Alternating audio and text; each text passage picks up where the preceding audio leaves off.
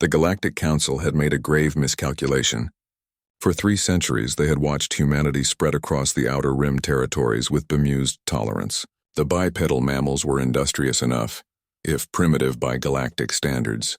They built their colonies on worlds others deemed worthless. Ice planets, radiation-soaked rocks, gas giant moons with crushing gravity. The Council's xenobiologists had classified them as persistent specialists, a polite term for a species too stubborn to know when they were beaten.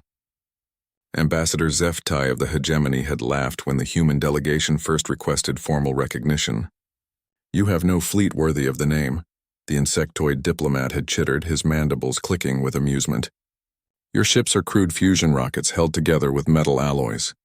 What could such a species possibly contribute to galactic civilization?" The human ambassador, a weathered woman named Sarah Chen, had simply smiled. "We contribute what we've always contributed," she had said quietly. "We endure." That was before the Devourers arrived. The first reports came from the Andorian cluster, an entire star system simply gone. Not destroyed, not conquered. Gone. Where once 13 billion souls had lived and worked and dreamed, there was only empty space and the fading whisper of radio signals cut short mid-transmission. The Council's response was swift and decisive. They deployed the Golden Armadas, those magnificent vessels of living crystal and thought-forged metal that had kept peace in the galaxy for a millennium. Admiral Kethavor's flagship alone massed more than humanity's entire merchant marine. The Golden Armadas lasted 6 hours. The Devourers were unlike anything in the Council's vast databases.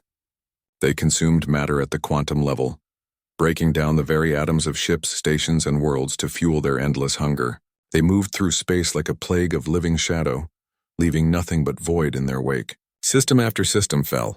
The inner worlds, those ancient seats of power and knowledge, began evacuating their populations to the galactic core. Panic spread faster than the Devourers themselves as species that had ruled the stars for eons found themselves helpless against this inexorable tide of annihilation.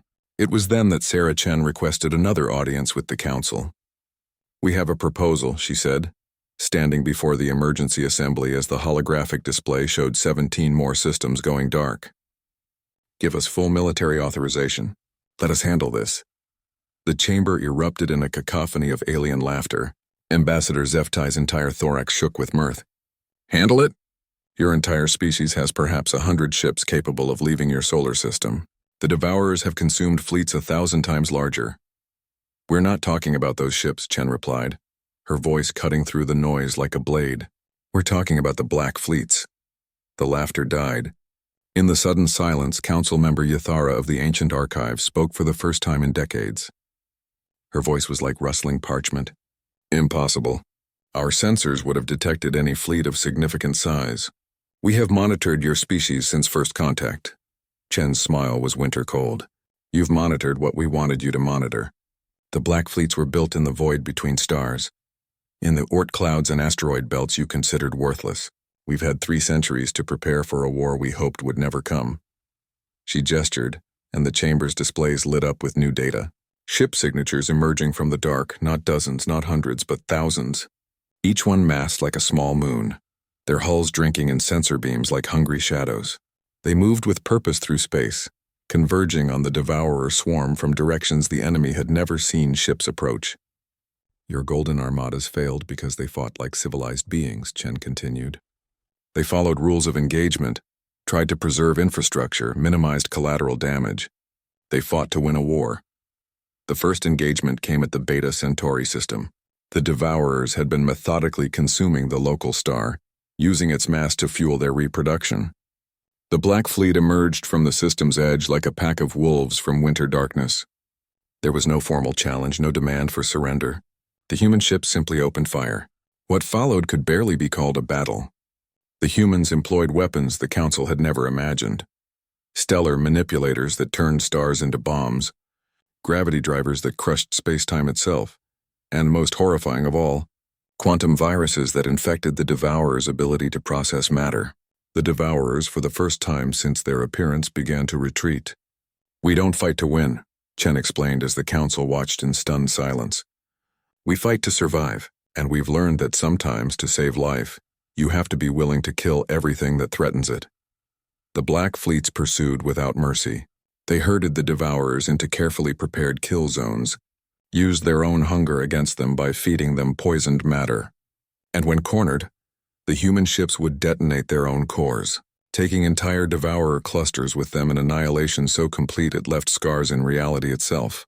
Within a month, the devourer threat was ended. Not defeated, ended. The last of their kind died in the void between galaxies, pursued by human ships that would never return home. The aftermath was a silence unlike any the galaxy had ever known. Trade routes lay empty. Communications networks hummed with whispered conversations. The great civilizations of the Council found themselves looking up at the stars and wondering what else might be hiding in the dark spaces between worlds.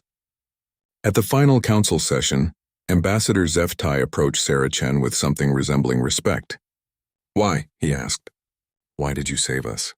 Chen looked tired, older somehow. "Because that's what we do," she said. "We endure, and we protect those who can't protect themselves, even if they've never shown us the same courtesy." The human delegation departed that day, returning to their crude colonies on worthless worlds. But the galaxy would never see them the same way again. In the depths of space, shipyards that officially didn't exist began building new vessels for fleets that weren't supposed to be there, and in the council chambers a new saying began to spread among the various species. "Pray you never see the day when humanity deploys its black fleets. Because when those ships emerge from the dark, it means something so terrible has come that even monsters fear what humanity might do to stop it."